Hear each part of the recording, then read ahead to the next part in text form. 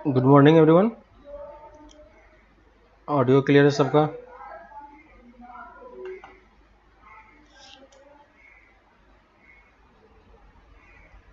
ठीक है।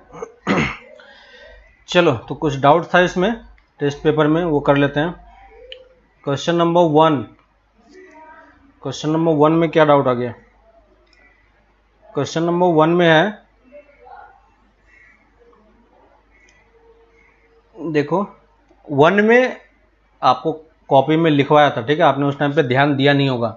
याद होगा आपको कि मैंने बताया था कि ग्रेटर देन और लेस देन या प्लस इस टाइप का साइन हम किसके लिए यूज करते हैं? नंबर्स के लिए यूज करते हैं और एलिमेंट्स के लिए यूज करते हैं, है ना। जब आपको 1 और 2 को कंपेयर करना हो तब आप ये सिंबल यूज करोगे, है कि नहीं। इस टाइप से 3 और 2 को कंपेयर करना हो, है कि नहीं। 1 और 5 को कंपेयर करना है तब आप ये सिंबल यूज करोगे। आपको दो एलिमेंट को ऐड करना है ना, 2 + 3 करना है तो इसके लिए हम ये सिंबल यूज करते हैं। सेट्स में ये सब सिंबल वैलिड नहीं होता है, आपको क्लास में लिखवाया भी था, है ना। सेट्स क्या होता है? अपने आप में एलिमेंट्स का कलेक्शन होता है, तो उसमें ये सिंपल ऑपरेशंस सेम तरीके से काम नहीं करते जो हमने एलिमेंट के लिए या नंबर्स के लिए यूज किया था, है कि नहीं। इसके लिए हमें क्या करना पड़ता है? दूसरे तरीके से डिफाइन करना पड़ता है ना। तो अगर ये लेस देन और ग्रेटर देन का सिंबल, इसका मतलब ये क्या है कि दो एलिमेंट को कंपेयर कर रहा है, हमें दो सेट को कंपेयर करना है। तो यहां पे देखो ए यूनियन बी और ए इंटरसेक्शन बी क्या है? अपने आप में सेट्स हैं, है कि नहीं। तो ये सेट्स हैं, अगर आपको सेट्स को कंपेयर करना है तो क्या हम लेस देन या ग्रेटर देन इस टाइप का सिंबल का यूज कर पाएंगे? नहीं कर पाएंगे। हमें क्या यूज करना पड़ेगा? या तो इसका सबसेट होगा या इसका सुपर सेट होगा, इस टाइप का सिंबल यूज करते हैं। तो वो एलिमेंट का साइन आप कैसे यूज करोगे? ये तो बेसिक डेफिनेशन था, हमने स्टार्टिंग में पहले क्लास में आपको ये चीज मैंने क्लियर किया होगा, बताया होगा। क्लियर हो गया? 1 नंबर किसका था? उपासना। क्लियर हो गया? सौमिक, सुब्रजीत, ठीक है।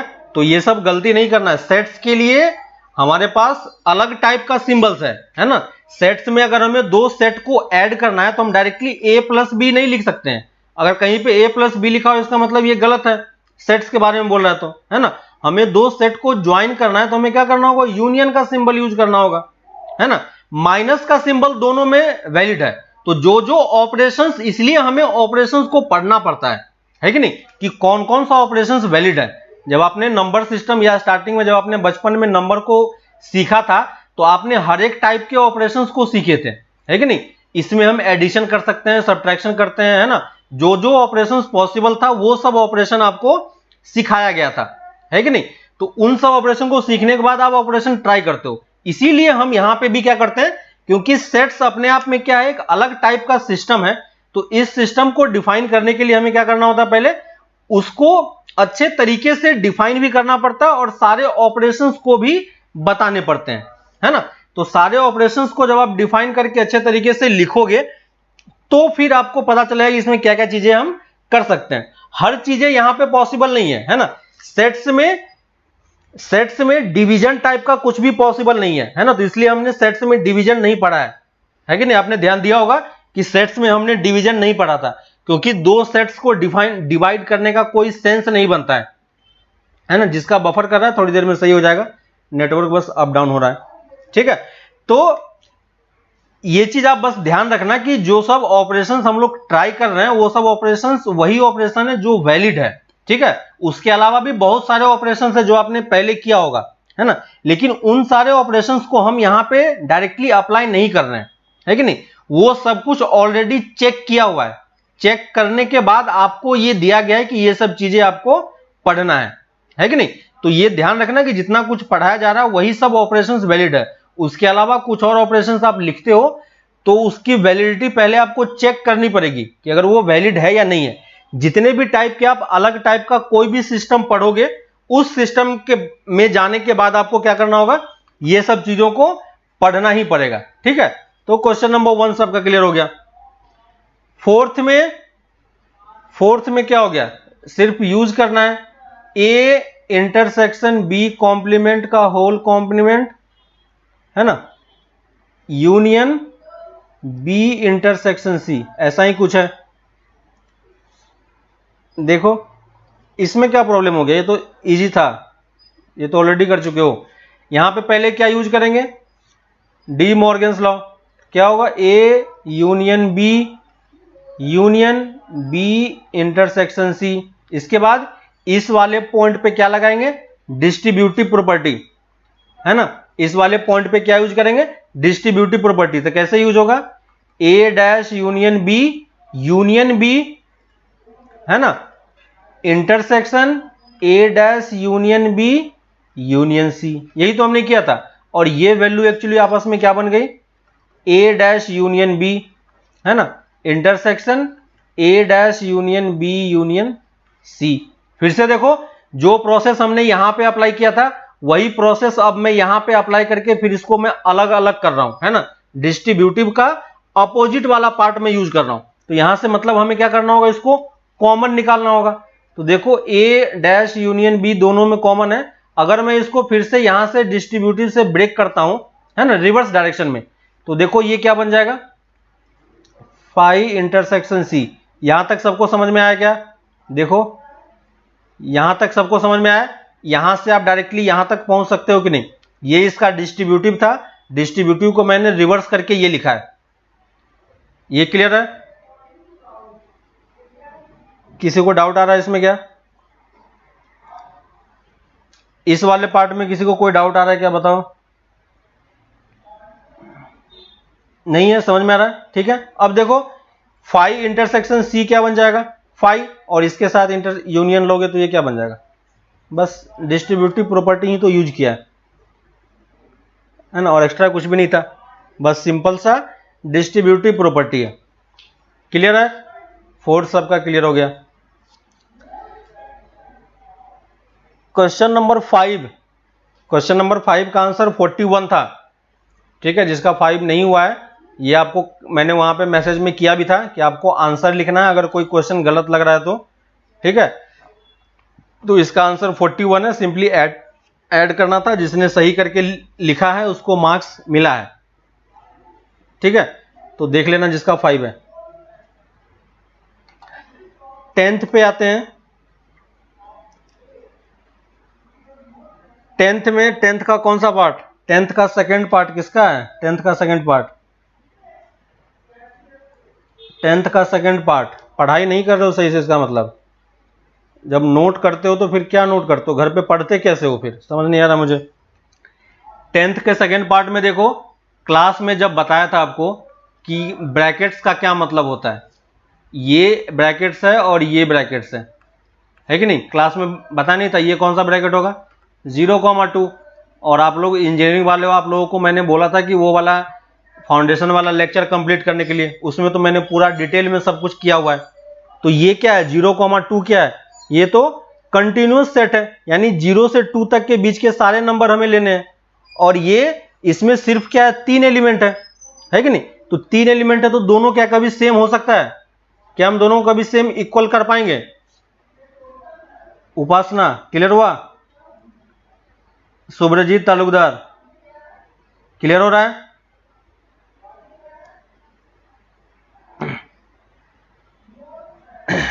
क्लियर है, आया समझ में। तो ये दोनों जब इक्वल ही, सेट ही इक्वल नहीं है, इसमें इनफाइनेटली मेनी एलिमेंट है, इसमें सिर्फ 3 ही एलिमेंट है, तो हम दोनों को इक्वल क्या कभी बोल सकते हैं, है ना। तो पूछ रहा है कि क्या वो a इक्वल टू बी है, यानी ट्रू हो जाएगा फॉल्स होगा, तो फॉल्स स्टेटमेंट होगा। तो फिर इन सब में, ये सब छोटी छोटी चीजों में क्यों डाउट आ रहा है। कॉपी में आपका सब कुछ लिखा हुआ है, टेस्ट में कुछ भी ऐसा नहीं आया था जो आपको पता नहीं था, है ना। और जो आपको असाइनमेंट शीट भी मिला है, उस असाइनमेंट शीट में भी आपको कोई भी ऐसा क्वेश्चन नहीं है जो आपने नहीं किया अभी तक, है ना। सारा क्वेश्चन आपका कॉपी में है, ठीक है। यही डिफरेंस क्रिएट होता है पढ़ाई करने का, जो अभी तक हमने 10th में किया है और जो हमें 11th 12th में अब करना है, ठीक है। तो पढ़ाई का तरीका हमें थोड़ा सा चेंज करना पड़ेगा। हर चीज क्लास में एक एक पॉइंट, हर एक क्वेश्चन आपके कॉपी में किया हुआ नहीं है, क्योंकि अब आप कॉपी देखो, अब आप क्वेश्चन देखोगे तो आपके पास बहुत सारे क्वेश्चन है, इतने सारे क्वेश्चन है कि आप उसको कभी कंप्लीट ही नहीं कर पाओगे, है ना। तो इसलिए अब हम कॉन्सेप्ट्स पे ज्यादा ध्यान दे रहे हैं। जो छोटी छोटी चीजें उन सब चीजों को हम अच्छे तरीके से सीख रहे हैं, है ना। वो सब चीजें आता है, कहीं पे गलती हो रहा है अभी कोई बात नहीं, लेकिन ये सब गलती फिर दोबारा रिपीट नहीं होना चाहिए, ये हमें ध्यान रखना है ना। गलती करो, गलती करने में मुझे भी कोई प्रॉब्लम नहीं है, ठीक है। आप गलती करते हो तो सही है, वो चलता है, क्योंकि अभी जो आपका टाइम है वो गलती करने का ही टाइम है। अभी आप जितना गलती करोगे उतना ज्यादा आप सीखोगे, ठीक है। लेकिन गलती करो, लेकिन उस गलती को दोबारा फिर मत करो, ठीक है। उस गलती को अगर दोबारा कर रहे हो, इसका मतलब या तो आप ध्यान नहीं दे रहे हो या फिर आप जानबूझ के कर रहे हो, बस दो ही केस होता है, ठीक है। तो जेई में इन सब चीजों से बहुत फर्क पड़ता है, ठीक है। आप बस एक ये क्वेश्चन आपने गलत किया, आपका 4 मार्क्स यहां पे डिडक्ट हो गया, ठीक है। और 4 मार्क्स डिडक्ट होने का मतलब समझ में आ रहा है आपको, 40,000 रैंक आपका नीचे चला गया, ठीक है। एक एक मार्क्स पे आपका 10,000 लोग बैठे रहते हैं, एक मार्क्स आपका इंक्रीज होता है, आपका 40,000 रैंक ऊपर जाता है ना। 10,000 रैंक इस तरीके से ऊपर मूव करता है। तो हमें यह ध्यान रखना है कि जो कुछ भी हम सीखे एकदम पूरा स्ट्रांग हो, और अगर फर्स्ट टाइम में गलती हो रहा है कोई बात नहीं, लेकिन सेकेंड टाइम में हम उसको फिर से रिपीट ना करें, ठीक है। लेकिन कोई बात नहीं, अभी हमारा स्टार्टिंग स्टेप है तो हमें सीखना है, ठीक है। तो सीखने का सबसे बेटर तरीका है कि आप करो, ठीक है। आपको जो समझ में आ रहा है आप वो करो, लेकिन एटलीस्ट उस क्वेश्चन को आप अटेम्प्ट करो, ठीक है ना। अटेम्प्ट नहीं करोगे तो क्वेश्चन बिल्कुल समझ में नहीं आएगा। आपके हाथ में पेन है, सामने पेपर रखा हुआ है, ठीक है। तो जब आप क्वेश्चन करने बैठते हो तो पेन और पेपर दोनों मूव करना चाहिए, है ना। आपका कोई भी क्वेश्चन में कुछ भी क्वेश्चन दे, आप एटलीस्ट जितना कुछ आप पढ़ रहे हो उन सब चीज से उस पेपर में रफ में या जहां भी आप क्वेश्चन कर रहे हो कुछ आपका हाथ रुकना नहीं चाहिए, ठीक है। ये सब सिखाने का मतलब आपके पास ये है कि आपका हैंड कभी रुकना नहीं चाहिए, कि कोई भी क्वेश्चन दे तो ऐसा नहीं हो कि हम पूरा ब्लैंक हो जाए, ठीक है। हमें कुछ भी समझ में नहीं आ रहा कि हम क्या करें, ऐसा सिचुएशन कभी नहीं होना चाहिए, ठीक है। आपको कोई भी क्वेश्चन दे आप उसको पढ़ो, एटलीस्ट हम इतना तो लिख ही सकते हैं ना कि क्या क्या चीजें हमें गिवन है ना, क्या क्या चीजें हमें फाइंड करना है। उस फाइंडिंग के प्रोसेस के लिए गिवन को हम यूज करके क्या कुछ निकाल सकते हैं कि नहीं, है ना। तो एटलीस्ट जब तक लिखोगे नहीं तब तक कुछ भी समझ में नहीं आएगा, है ना। अगर आप ये सोच रहे हो कि हम क्वेश्चन पढ़े और हमारे क्वेश्चन का आंसर निकल के सामने आ जाए, तो वो कभी नहीं होता है, ठीक ना। जो जेई वगैरह में टॉप करते हैं, ऐसा नहीं कि वो लोग सुबह उठ के गए एग्जाम देके आए और टॉप कर गए, है ना। उसके पीछे उनका 2 साल का पूरा मेहनत होता है। तो वो 2 साल का मेहनत एक दिन में आपको दिखाई पड़ता है कि वो टॉप कर रहा है या कोई अच्छा रैंक लेके आ रहा है ना। तो ये सब चीजों को हमें ध्यान देना है, वहां तक उसके पीछे का मेहनत किसी को दिखाई नहीं पड़ता है कि आप क्या कर रहे हो, है ना। तो कोई भी प्रॉब्लम हो आप एटलीस्ट पेन चलाओ, जितना आप पेन चलाओगे, पेन घिसोगे, बाद में उतना कम पेन आपको घिसना पड़ेगा, ठीक है ना। अभी ये स्टार्टिंग स्टेप है, जितना ज्यादा हो सके हर एक क्वेश्चन को आप ट्राई करो, ठीक है। जितना क्वेश्चन आपको मिल रहा है वो सब ट्राई करो, सब कुछ आपसे सॉल्व होगा, कुछ भी ऐसा नहीं है सॉल्व नहीं होगा। क्वेश्चन नहीं हो रहा है, फिर से कॉपी को रेफरेंस मानो कि ये हमारा कॉपी है, ये हमारा रेफरेंस पॉइंट है, ठीक है। सब कुछ हमें घूम फिर के वहीं पे आना है, सब कुछ आपके कॉपी में लिखा हुआ है, ठीक है। लेकिन चीजें है कि किसको कब कहां अप्लाई करना है वो समझ में नहीं आता है कि नहीं। अब देखो जैसे ये क्वेश्चन था, ये क्वेश्चन क्लास में किया हुआ नहीं है, अब ये क्वेश्चन एग्जैक्टली आपके कॉपी में लिखा होगा तभी हम उसको करेंगे क्या, सब मेथड हमें पता है। अब हर एक क्वेश्चन को लिखने बैठोगे तो जिंदगी बीत जाएगी, फिर भी हम कभी क्वेश्चन कभी कंप्लीट नहीं कर पाएंगे, सिर्फ 11th का, है ना। तो इसलिए हम क्वेश्चन पे नहीं जा रहे हैं, क्वेश्चन के मेथड को सीख रहे हैं कि उसमें क्या कॉन्सेप्ट यूज हो रहा है ना। कॉन्सेप्ट अगर हमारा स्ट्रांग है तो कभी भी कोई डाउट नहीं होगा, किसी भी टाइप के क्वेश्चन को हम कर सकते हैं, क्लियर है। तो नोट्स पढ़ते हो किसी भी सब्जेक्ट में, अब 11th 12th की तरह नहीं पढ़ना है, थोड़ा सा अलग तरीके से सोचना है हमें, ठीक है। क्वेश्चन नंबर 11 में 2 पार्ट था, अगर एक फिगर के थ्रू उसको इंटरसेक्शन और यूनियन के टर्म में लिखना था, है ना। तो इंटरसेक्शन और यूनियन को यूज करके हमें उस फिगर को शो करना था, उसके लिए 1 मार्क था। तो वो मैंने जिस लोगों ने लिखा है उसको मैंने 1 मार्क दिया भी है, ठीक है। लेकिन जो सेकंड वाला पार्ट है, सेकंड वाले पार्ट में जो उसको कैलकुलेट करने के लिए दिया है वो सबका मैंने बोनस कर दिया था, ठीक है। क्योंकि उसमें क्वेश्चन में कुछ एरर है जिसके लिए वो टर्म नेगेटिव आ जाता है ना। वहां पे आप देखोगे कि इंटरसेक्शन की वैल्यू किसी सेट से क्या हो रही है। अगर कोई आपसे ये पूछता है कि ए इंटरसेक्शन बी और ए में कौन सा बड़ा होगा, ए इंटरसेक्शन बी और ए में कौन सा बड़ा होगा, बताओ। ए इंटरसेक्शन बी और ए में कौन सा बड़ा होगा, कोई बताओ। ए इंटरसेक्शन बी और ए में कौन सा सेट बड़ा, बताओगे आप, कौन सा सेट बड़ा है, कौन सा बड़ा है? ऑब्वियसली ए बड़ा है कि नहीं। इंटरसेक्शन का आपको फिगर याद होगा, इंटरसेक्शन में सिर्फ इतना वाला पार्ट है और ए में पूरा ये कंप्लीट आ रहा है ना। तो ए सेट बड़ा है, तो जब ए सेट बड़ा है तो number of element in A ज्यादा होगा या number of element in A intersection B ज्यादा होगा, कौन सा ज्यादा होगा? ठीक है, यहां पे देखो सिंबल मैं किस तरीके से यूज कर रहा हूं, A intersection B is a subset of A, ठीक है। लेकिन जब मैं एन ए ऑफ बी लिखूंगा और एन ऑफ ए लिखूंगा तो देखो मैंने कौन सा सिंबल यूज किया है। दोनों सिंबल में डिफरेंस समझ में आ रहा है, ये और ये सिंबल है ना। तो ये सिंबल आपको समझ में आ रहा है। यहां पे देखो मैंने इंटरसेक्शन का वर्ड, ये सबसेट का सिंबल यूज किया है और यहां पे मैंने लेस देन और ग्रेटर देन यूज किया है। क्यों? क्योंकि ये क्या है, नंबर ऑफ बन चुका है। जब हमने n of A intersection B बोला या एन ऑफ ए बोला, इसका मतलब हम उस एलिमेंट के अंदर जितने एलिमेंट है उसके काउंटिंग की बात कर रहे हैं, नंबर की बात कर रहे हैं। तो हम यहां पे ये सिंबल यूज कर सकते हैं अब, है ना। यहां पे अब हम ये वाला सिंबल यूज नहीं करेंगे, ये सिंबल यूज करोगे तो गलत हो जाएगा। क्लियर है? तो अब आपको समझ में आ रहा है। तो इस वाले 11th वाले में, सेकंड वाले पार्ट में यही प्रॉब्लम था कि वहां पे आप देखोगे जिन लोगों ने सॉल्व किया है, ए इंटरसेक्शन बी की वैल्यू ज्यादा आती है और एन ऑफ ए की वैल्यू कम आती है ना। तो इसलिए वो क्वेश्चन थोड़ा सा एरर था, इसलिए मैंने सेकंड वाले पार्ट में सबका बोनस कर दिया।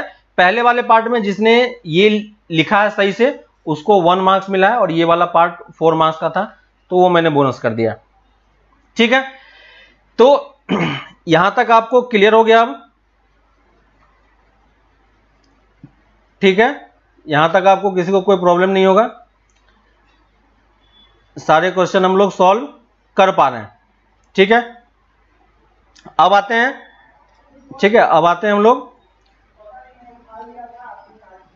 हम लोग कुछ डिस्कशन कर लेते हैं कि हमें ये क्लास अलग क्यों किया हमने। ठीक है, तो देखो क्लास अलग करने का मेन पर्पस ये था कि अब हमें, क्योंकि जेई के लिए पढ़ना है, ठीक ना, तो जेई के लिए पढ़ना है तो हमें उसके लिए थोड़ा सा डिफरेंट अप्रोच लगाना पड़ेगा। अभी तक क्योंकि सब कुछ बेसिक था, ये वाला जितना पार्ट आपने वहां पे पढ़ा है और किया है हमने, वो सब पार्ट मुझे अलग से बताना ही था और वो दोनों के लिए सेम था, तो इसलिए मैंने दोनों के लिए चीजें सेम रखी हमने, है ना। लेकिन अब क्योंकि चीजें थोड़ा थोड़ा डिफरेंट हो जाएगा, है ना, तो वो सब कुछ जो मुझे वहां बताना वो मैं वहां पे नहीं करा पाऊंगा, ठीक ना, क्योंकि उनका सिलेबस उतना नहीं है। वो हमें बेसिक बस एनसीईआरटी तक ही हमें बाउंडेड रहना है वहां पे, इसलिए हम उसको अलग कर रहे हैं। ठीक है, तो आप लोगों का जो अब काम होगा, ठीक है, वो अब मैथ्स में आपको जो बताया गया है कि आपको थोड़ा सा अलग तरीके से काम करना है, ठीक ना। फिजिक्स केमिस्ट्री मैथ्स हमारा स्ट्रॉन्ग होना ही चाहिए, ठीक है, लेकिन बाकी जो आपका और अदर सब्जेक्ट है वो सब सब्जेक्ट भी हमें छोड़ना नहीं है। ठीक है, जब भी वो सब्जेक्ट स्टार्ट होगा तो उसके लिए भी आपको टाइम निकालना ही है। ठीक है, लेकिन अभी के लिए जब तक वो नहीं चल रहा है, ये चल रहा है, तो पर्टिकुलरली मैं मैथ्स के लिए बता रहा हूं। ठीक है, बाकी सारे सब्जेक्ट के लिए आपको सर रिकमेंड करेंगे कि क्या करना है। ठीक है, मैथ्स के लिए आप क्या करो कि आप बुक्स खरीदो। ठीक है, सबसे पहले तो आपको जेई वाला बुक्स सबके पास होना चाहिए, जो लोग जेई के लिए पढ़ रहे हो। ठीक है, जेई के लिए अरिहंत पब्लिकेशन के बुक्स आते हैं। ठीक है, अरिहंत पब्लिकेशन का बुक है, ये 11th 12th का कुछ भी बुक नहीं है, ये जेई के लिए सिंपली बुक आता है। ठीक है, जेई के लिए बुक आता है, इसका मतलब इसके 3 4 5 वॉल्यूम होते हैं। एक है आपका, एक ट्रिगोनोमेट्री है, ठीक है, एक एलजेब्रा है, थर्ड आपके पास कैलकुलस है।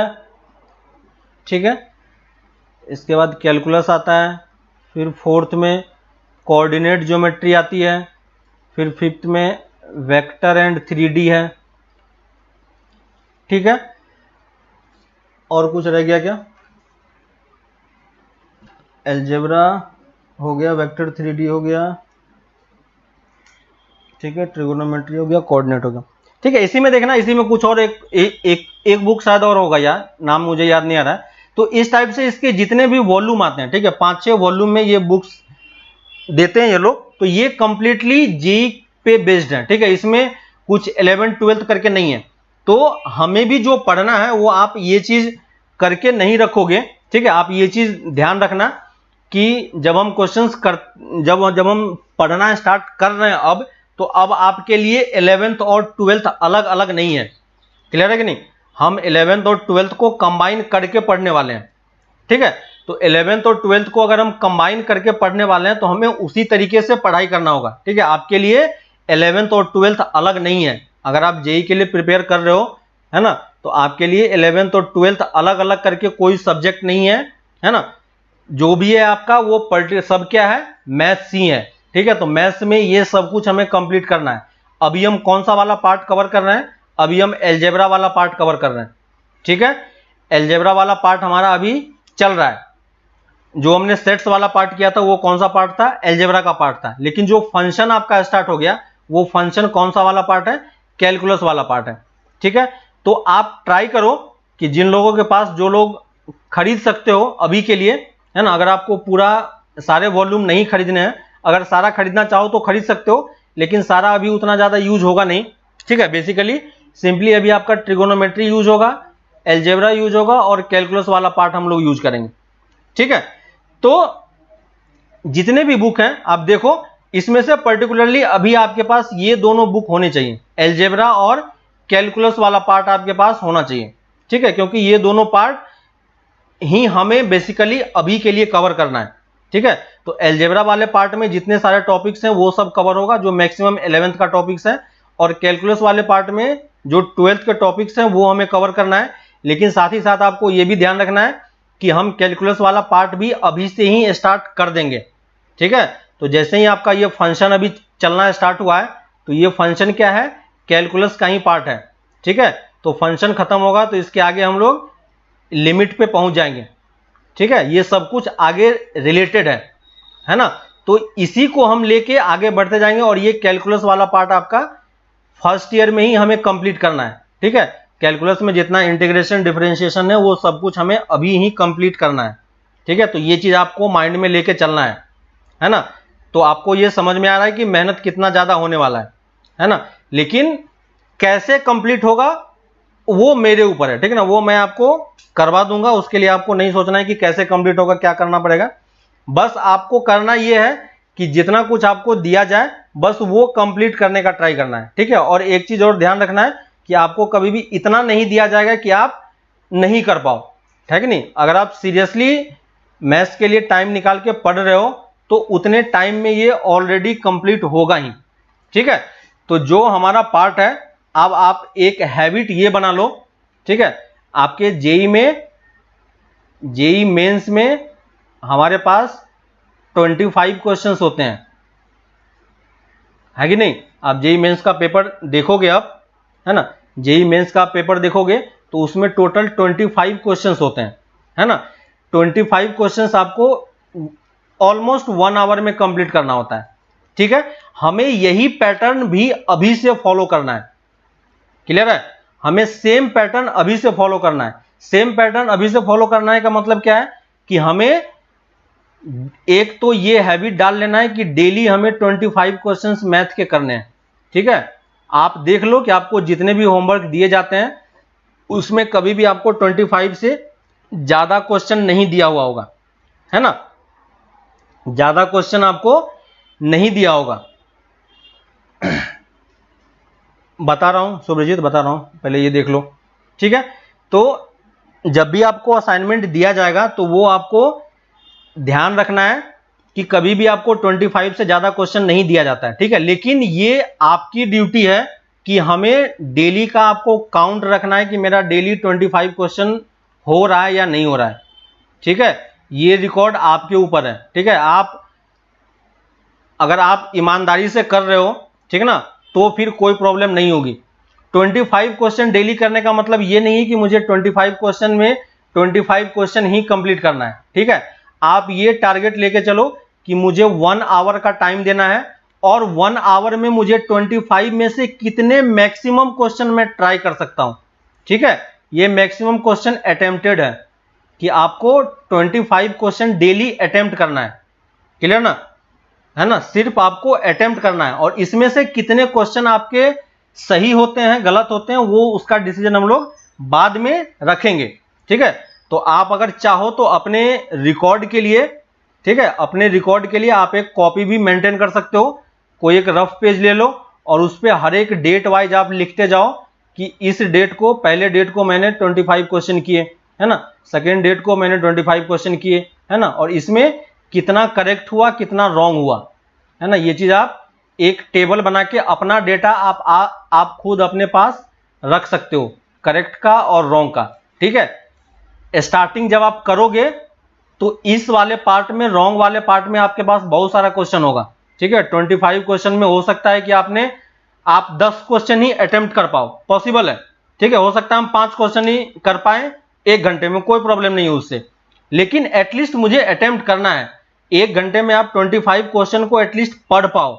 ठीक है, प्रॉब्लम ये होता है कि हम क्वेश्चन पढ़ नहीं पाते हैं और हम सॉल्व करने का ट्राई करते हैं। क्लियर है, तो अभी के लिए हमें करना क्या है कि आपके पास जो आपको डेली एक शीट मिला हुआ होगा, याद होगा आपको, है ना, सेट्स का आपको एक शीट मिला होगा जिसमें एक्सरसाइज 2 में 80 क्वेश्चन थे, याद होगा कि नहीं, है ना। इस 80 क्वेश्चन में आप 25 क्वेश्चन का स्लॉट फॉर्म कर लो, है ना, ये सब पूरा जेई मेंस के बेसिस पे है ना। 25 क्वेश्चन का एक आप स्लॉट बना लो कि यहां से लेके क्वेश्चन नंबर 1 से लेके क्वेश्चन नंबर 25 तक हमें 1 घंटे में आज के लिए कंप्लीट करना है। ठीक है, इस 25 क्वेश्चन में देखो कि हम कितने क्वेश्चन अटेम्प्ट कर सकते हैं। ठीक है, आपको 25 क्वेश्चन तक कंप्लीटली पढ़ना है। क्वेश्चन पढ़ो, अगर आपको आ रहा है तो आंसर सॉल्व करो, आगे बढ़ो। ठीक है, सेकंड क्वेश्चन करो, आ रहा है सॉल्व करो, आगे बढ़ो। थर्ड क्वेश्चन पढ़ा, नहीं समझ में आया, उसको स्किप किया, फोर्थ पे आए, है ना, समझ में आ गया, सॉल्व किया, आंसर मैच नहीं किया, स्किप किए, फिर आगे बढ़े, है ना। इस टाइप से आप 1 आवर में देखोगे कि आप 25 क्वेश्चन तक पहुंच जाओगे, है ना।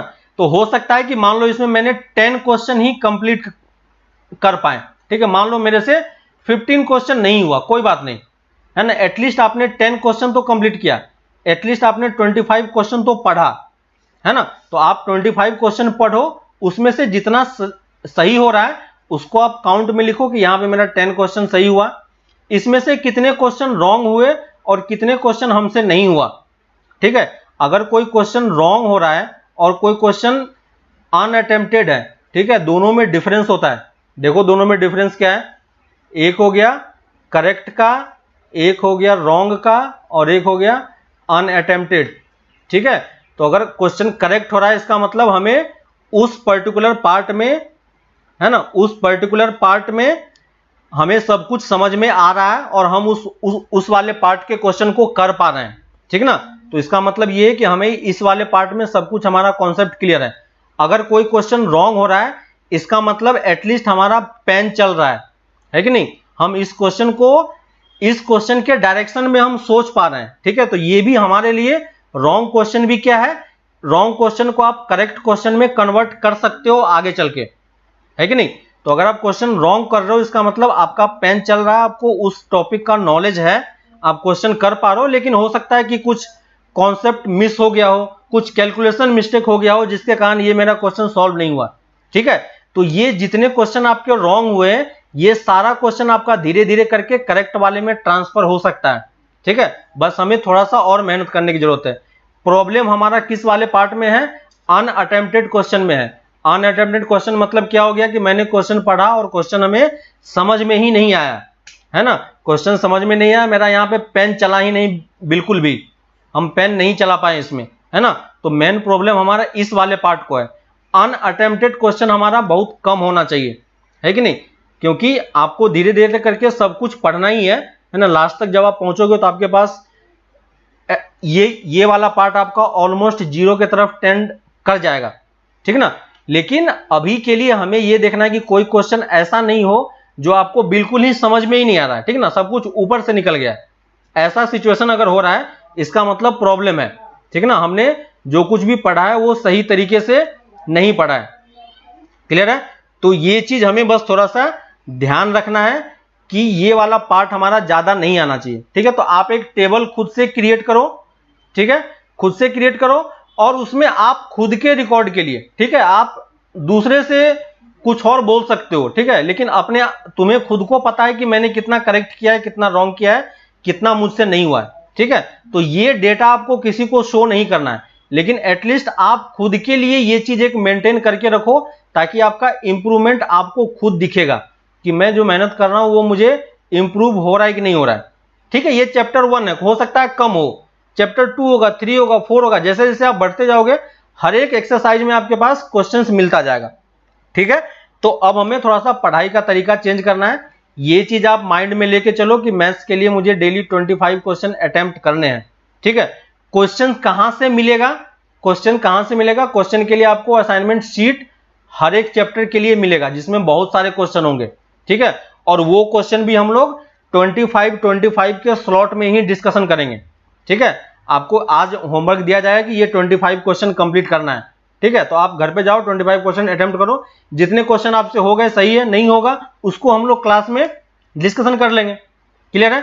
तो एक्सरसाइज 1 अभी नहीं करना है, ठीक है। अभी होमवर्क के लिए जो आपको मिला है उस होमवर्क के लिए आप ध्यान देना नेक्स्ट क्लास में और कल से, है ना।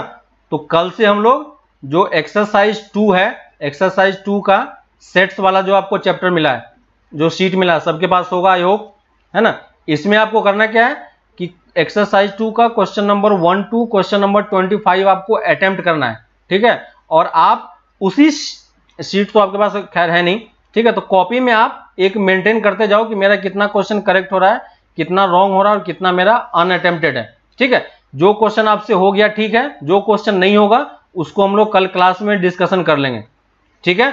तो सबका 1 से लेके 25 तक कंप्लीट होना चाहिए, हर दिन आप कंप्लीट करोगे, ठीक ना, तो आपका हर एक शीट कंप्लीट होगा।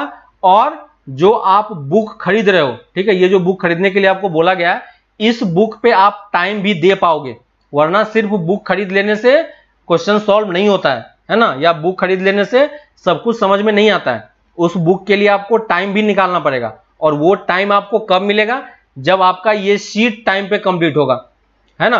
तो शीट के जितने क्वेश्चन है, जितना आपको यहां से असाइनमेंट मिलेगा, शीट मिलेगा, वो सब कुछ का डिस्कशन हम लोग क्लास में करेंगे, है ना। लेकिन पहला काम ये है कि आप एटलीस्ट अटेम्प्ट करो, है ना। हो सकता है मैं सारा क्वेश्चन डिस्कशन कर दूं, उससे आपको कोई फायदा नहीं होने वाला है। फायदा आपको तब होगा जब आपने वो क्वेश्चन किया था, नहीं हुआ था, तो आपको अपनी गलती समझ में आई कि मुझे कहां पे प्रॉब्लम है, ठीक है। उस वाले पार्ट को हमें इंप्रूव करना है, ठीक है। तो आपको नेक्स्ट क्लास का आपका होमवर्क ऑलरेडी क्लियर है। किसी दिन अगर नहीं बोला जाए, है ना, अगर किसी दिन मान लो मैं भूल जाता हूं कि ये एक्सरसाइज नहीं करना है, तो बाय डिफॉल्ट आपका ये होमवर्क होना चाहिए, जो भी आपका शीट होगा, ठीक है, शीट के क्वेश्चन नंबर नेक्स्ट 25 क्वेश्चन ये आपका बाय डिफॉल्ट असाइनमेंट है, ठीक है। नेक्स्ट 25 क्वेश्चन अगर हम लोग एनसीईआरटी तो हमें कंप्लीट करना ही है, ठीक है। एनसीईआरटी में अगर किसी दिन हमें कोई क्वेश्चन नहीं मिलता है करने के लिए, तो आपके लिए ये बाय डिफॉल्ट क्वेश्चन है नेक्स्ट 25, ठीक है। जहां तक आप कर चुके हो नेक्स्ट 25 हमें कंप्लीट करना है। डेली आप करोगे, आपका शीट सब कुछ कंप्लीट होगा, लेकिन छोड़ दोगे वो कभी कंप्लीट नहीं होगा, ठीक है। तो 25 का स्लॉट बनाओ, 1 आवर का टाइम दो और देखो कि कितना क्वेश्चन हो रहा है, कितना नहीं हो रहा है। स्टार्टिंग में कम होगा, कोई दिक्कत नहीं है, 5 क्वेश्चन सही होगा, 5 क्वेश्चन सही करेंगे, है ना। 20 क्वेश्चन पूछ लेना मुझसे, मैं बता दूंगा, कोई प्रॉब्लम नहीं है उसमें, है ना। लेकिन उस 20 क्वेश्चन में अगर कोई क्वेश्चन आपसे नहीं हो रहा है, तो 1 घंटे के बाद आप उसमें थोड़ा सा और टाइम दो और देखो कि कौन कौन से क्वेश्चन मुझसे नहीं हुए और क्यों नहीं हुआ। क्या वो क्वेश्चन मेरे कॉपी में ऑलरेडी था या नहीं था, या मैंने उस टाइप का क्वेश्चन किया है या नहीं किया है, या उसमें कौन सा कॉन्सेप्ट मिस हो गया हमसे, है ना। तो ये सब चीजें थोड़ा सा खुद को एनालाइज अब करना होगा, है ना। तो अब क्योंकि सब कुछ ऑनलाइन हो रहा है, तो थोड़ा सा मेहनत आपको अपनी तरफ से ज्यादा करना है ना। तो आप खुद से एनालाइज करो, क्योंकि सीखने के लिए मैं सिर्फ आपको बता सकता हूं कि ये क्वेश्चन ऐसे करना है, लेकिन वो क्वेश्चन एग्जाम में कैसे करना है ये आपको ही परफॉर्म करना है ना। तो उसके लिए आपको प्रिपेयर होना है। अभी एग्जाम में कितना मार्क्स आ रहा है, क्या हो रहा है, अभी शीट में कितना क्वेश्चन हो रहा है, ये सब बस आपके कॉन्सेप्ट्स बिल्ड करने के लिए है, ठीक है। लेकिन हमें ये ट्राई करना है कि सब कुछ हमारा अच्छे तरीके से हो। ठीक है। एक्सरसाइज 1 अभी हम नहीं करेंगे, एक्सरसाइज 1 के जो कॉन्सेप्ट हैं वो थोड़ा सा आगे का कॉन्सेप्ट है, फंक्शन वगैरह का भी काफी उसमें यूज हुआ है, इसलिए उन सब क्वेश्चन को हम लोग बाद में करेंगे। शीट आपका पूरा कंप्लीट होगा, है ना। आप बस मार्क करके रखना कि कौन कौन सा क्वेश्चन हमने अभी नहीं किया है ना। और जो सब क्वेश्चन, कुछ कुछ क्वेश्चन उसमें ऐसे होंगे जो क्वेश्चन हम आगे के लिए छोड़ देंगे, है ना, क्योंकि उसमें आगे के भी कॉन्सेप्ट यूज हुए हैं, है ना। जेईई में जो भी क्वेश्चन पूछा जाता है वो किसी एक पर्टिकुलर चैप्टर से क्वेश्चन नहीं आता है ना। हर एक चैप्टर का कुछ ना कुछ कॉन्सेप्ट मिक्स होता है। तो आपको जो भी शीट मिला है उसमें कुछ क्वेश्चंस आपसे इसलिए नहीं हो रहे होंगे क्योंकि उसमें आगे का कुछ कॉन्सेप्ट यूज हुआ है, तो उसको जब हम पढ़ लेंगे तो उसको फिर हम कर लेंगे। क्लियर है? तो आपको ये समझ में आ गया। तो बाय डिफॉल्ट आपका नेक्स्ट कल असाइनमेंट में हम लोग और जो शीट है ना उस शीट के हम लोग क्वेश्चन नंबर 1 to 25 डिस्कशन करेंगे, ठीक है। साथ ही साथ अगर किसी दिन एनसीईआरटी का कुछ क्वेश्चन होगा, है ना, तो उस दिन इस वाले शीट वाले से मैं कुछ क्वेश्चन कम कर दूंगा ताकि आपको टाइम मिले कंप्लीट करने का, ठीक है। लेकिन बाय डिफॉल्ट अगर किसी दिन कोई क्वेश्चन नहीं होता है, जैसे पिछले 2-3 दिन से कुछ क्वेश्चन नहीं मिल रहा था करने के लिए, तो उस टाइम पे हमें शीट के 25 क्वेश्चन बाय डिफॉल्ट अटेम्प्ट करने ही है, ठीक है। तो यहां तक आपका क्लियर हो गया कि कैसे पढ़ाई करना है, क्या करना है, ठीक है। इसी प्रोसेस से चलोगे और ये चीज ओवरनाइट नहीं होता है, ठीक है ना। आपको इसके लिए पूरा 2 साल मेहनत करना होता है। यहां से आप बाहर जाओगे तो बच्चे लोग ये सब चीजें ऑलरेडी कर रहे हैं, है ना। ये सब कुछ नया चीज नहीं है जो यहाँ पे आप ट्राई कर रहे हो, ठीक है ना। ये सब चीज ऑलरेडी लोग कर रहे हैं। तो अगर आपको उस कंपटीशन में आना है तो हमें भी उस लेवल का फाइट करना पड़ेगा, है कि नहीं। तो जब तक हमें उस लेवल का पढ़ाई नहीं मिलेगा, उस टाइप का पढ़ाई नहीं करोगे, तब तक उस टाइप के कॉलेज में कैसे पहुंच पाएंगे, है ना। क्योंकि उसमें और किसी बेसिस पे तो एडमिशन हो नहीं रहा है। क्वेश्चन हमें करके प्रूफ करना ही है कि मेरा मुझसे ये क्वेश्चन होगा, है ना। तो उसके लिए हमें थोड़ा सा प्रिपेयर रहना है खुद को भी, है ना। और माइंडसेट भी हमें उस टाइप से बना के चलना है कि हमें आईआईटी में जाना ही है किसी भी तरीके से, है ना। बस उसके लिए जो मेहनत करना है वो हम लोग मेहनत करेंगे, ठीक है।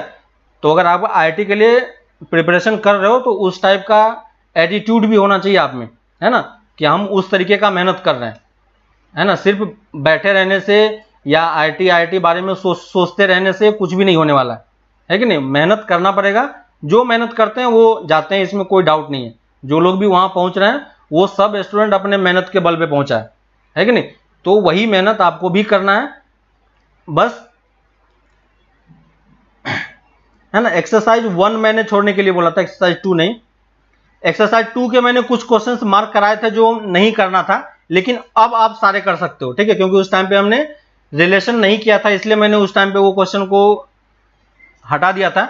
लेकिन अब आप क्वेश्चन नंबर 1 से 25 तक सारे क्वेश्चन ट्राई करो, ठीक है। नेक्स्ट 25 मतलब सारे क्वेश्चन ट्राई करने हैं। जो क्वेश्चन में आगे का कुछ कॉन्सेप्ट यूज हो रहा होगा उसको मैं क्लास में यहीं पे बोल दूंगा कि ये क्वेश्चन हम लोग बाद में करेंगे। लेकिन फिलहाल के लिए आपको बाय डिफॉल्ट ये मान के चलना है कि नेक्स्ट 25 हमारा टारगेट है। क्लियर है? शानूर सही है, समझ में आ रहा है, ठीक है। तो अब हम लोग आते हैं अपने चैप्टर्स पे। तो हम लोग प्रीवियस 2 लेक्चर से हमने फंक्शन स्टार्ट किया था और हमने ग्राफ्स के बारे में पढ़ना स्टार्ट किया था। लाइन में किसी को कोई डाउट नहीं होना चाहिए, है ना। लाइन कर्व जब भी आएगा हम उसको प्लॉट कर पाएंगे, ठीक है ना। बाकी जो पैराबोला है, पैराबोला आपको प्लॉट करना आना चाहिए। लास्ट क्लास में हमने पैराबोला को प्लॉट करने के लिए क्या क्या रूल्स थे वो हमने बताए थे, है ना। वो रूल्स आपको ऑटोमेटिकली समझ में आ जाएगा जब कुछ टाइम बाद आप लोग करोगे, है ना। तो वो सब कुछ आपको रिवाइज हो जाएगा। जैसे फर्स्ट का देखो, फर्स्ट सबने किया था, फर्स्ट सबने किया है, ग्राफ ड्रॉ करने के लिए बोला था, डोमेन रेंज निकालने के लिए बोला था, ठीक है। तो मैं यहाँ पे कर्व ड्रॉ कर रहा हूं फर्स्ट का। देखो सबका ये आ रहा है कि नहीं। देखो फर्स्ट का ये कर्व ऐसा कुछ आ रहा है, बताओ सबका ये आ रहा है क्या। ये वाला पॉइंट -1,0 है। फर्स्ट का बताओ ये सबका आ रहा है। डोमेन और रेंज बताओ क्या होगा। यहां पे मैं साइड में सबके लिए डोमेन और रेंज लिखूंगा। डोमेन और रेंज सही है सबका, वेरी गुड। डोमेन और रेंज बताओ क्या होगा इसका। डोमेन क्या लिखोगे और रेंज क्या लिखोगे। डोमेन और रेंज क्या बताओगे, जल्दी बताओ। डोमेन क्या हो जाएगा, बाय डिफॉल्ट आर हो जाएगा, है ना। डोमेन बाय डिफॉल्ट क्या आ जाएगा, आर आ जाएगा। और रेंज की वैल्यू कहां से कहां तक लिखेंगे, 0 टू इन्फिनिटी। चेक करो सबका सही है क्या, रेंज और डोमेन सबका सही है, ठीक है, रेंज और डोमेन सबका सही है, क्लियर है। चलो सेकेंड वाला प्लॉट किया था, सेकेंड वाले में अगर आप d की वैल्यू देखोगे तो d की वैल्यू क्या आ रही है, B square minus 4ac greater than 0 है, ठीक है, यानी d का 2 रूट होगा, ये एक्स एक्सिस को तो कट करेगा, ठीक है। वर्टेक्स कितना होगा, माइनस बी बाई ट्वाइस ए, तो माइनस बी बाई ट्वाइस ए की वैल्यू 1 और comma minus D by 4a, minus D by 4a, तो ये 1 कॉमा यहाँ पे कहीं शायद फोर्थ क्वाड्रेंट में इसका कहीं वर्टेक्स आ रहा है, फोर्थ क्वाड्रेंट में वर्टेक्स आ रहा है क्या, नहीं सॉरी, फर्स्ट क्वाड्रेंट में वर्टेक्स आ रहा है ना, फर्स्ट क्वाड्रेंट में वर्टेक्स आ रहा है।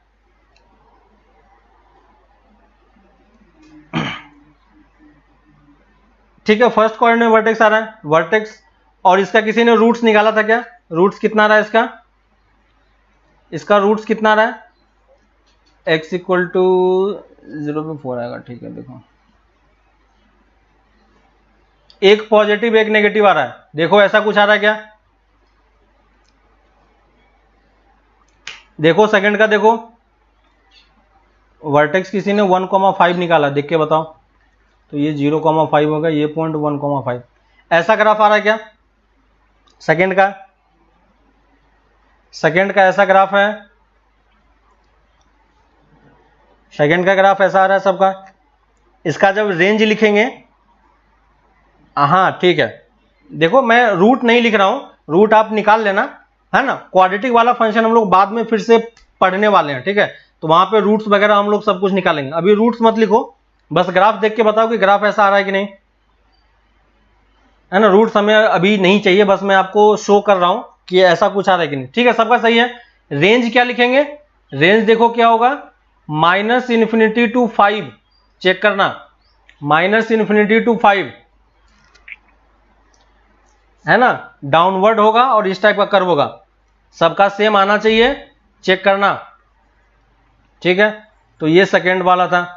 थर्ड में देखो, थर्ड में आप चेक करोगे तो d पॉजिटिव है ना, देखो अपवर्ड होगा, d पॉजिटिव होगा, और वर्टेक्स कितना होगा, वर्टेक्स माइनस 3/2, तो माइनस 3/2 यहां कहीं पे होगा, है ना, और x इक्वल टू 1, चेक करके बताओ थर्ड का ये आ रहा है क्या, थर्ड का देखो मैं पॉइंट नहीं लिख रहा हूं, वर्टेक्स का लोकेशन आप लोग निकाल लेना कितना कितना है, ये देखो थर्ड का ये आ रहा है क्या, थर्ड मैंने ये प्लॉट किया, कर्व ऐसा कुछ आ रहा है, सही है, ठीक है, थर्ड का मैंने लिख लिया। रेंज आप लोग फिर से उसी तरीके से लिख लेना, रेंज क्या होगा, जो ये वर्टेक्स का y कोऑर्डिनेट होगा वहां से लेके ऊपर की तरफ जाएगा, है ना, तो इस पॉइंट से अप टू इन्फिनिटी तक जाएगा, ठीक है, समझ में आ गया, थर्ड क्लियर हो गया। फोर्थ, फोर्थ पे आ रहा हूं मैं, फोर्थ पे देखो वर्टेक्स अगर आप देखोगे तो वर्टेक्स d इसका क्या रहा है, बी स्क्वायर माइनस 4ac है, यहां इसका देखो, इसका d क्या आ रहा है, d नेगेटिव आ रहा है, यानी इसको कहीं कट नहीं करेगा, देखो ऐसा आ रहा है क्या फोर्थ का, फोर्थ का बताओ, क्वेश्चन नंबर फोर्थ देखो, मैं वर्टेक्स नहीं लिख रहा हूं, वर्टेक्स आप खुद से लिख लेना, यहां से आगे इसका रेंज हो जाएगा, ठीक है, लेकिन सब में, इन सारे कर्व में देखो सब में डोमेन क्या आ रहा है, डोमेन हमेशा सब में आर ही होगा, है ना। फोर्थ का देखो ऐसा कुछ आ रहा है क्या, क्वेश्चन नंबर फोर्थ सही है। 5 में देखो, 5 में डाउनवर्ड होगा, और फोर्थ का देखो, फोर्थ का कोई बताओ ऐसा कुछ आ रहा है क्या, फोर्थ का कोई मुझे देख के बताओ ऐसा कुछ आ रहा है, no roots I think, Subrajit I think क्यों, आई थिंक क्यों, रूट्स कैलकुलेट करने के लिए बताया था, डी को देख के हम चेक कर सकते हैं, है ना, तो कंफ्यूजन नहीं होना चाहिए। हाँ बोलो तो हाँ है, नहीं है तो नहीं है, जितना तुम्हें पता है उसके हिसाब से हाँ या ना होना चाहिए, ठीक है, उसमें कोई कंफ्यूजन नहीं होना चाहिए। फिफ्थ का सबका सही आ रहा है, फिफ्थ का इस टाइप का होगा। सिक्स्थ में देखो, सिक्स्थ देखो ऐसा कुछ आ रहा है सबका क्या, sixth question number 2 Subrajit no root, हाँ सही है। सिक्स्थ का देखो, ये क्वेश्चन नंबर 6 है, क्वेश्चन नंबर 6, क्वेश्चन नंबर 6 देखो, क्वेश्चन नंबर 6 देखो, रूट्स मत लिखो अब्दुल, रूट्स वो सब तुम्हारे लिए है, मैं बस यहाँ पे ग्राफ, अभी मेरा एम बस ग्राफ प्लॉट करके आपको बताना है, बाकी क्वाड्रेटिक फंक्शन हम लोग फिर से आगे पढ़ेंगे तो वहां पे ये सब डिटेल में हम लोग डिस्कशन करेंगे। सिक्स सबका सेम आ रहा है क्या, रेंज इसका देखो, डोमेन तो आ रहा होगा, रेंज 0 to इन्फिनिटी होगा, ठीक है। सेवेंथ का देखो, सेवेंथ का कर्व ऐसा कुछ आ रहा है क्या, सेवेंथ का देखो, ये देखो सेवेंथ है, ये देखो सेवेंथ है,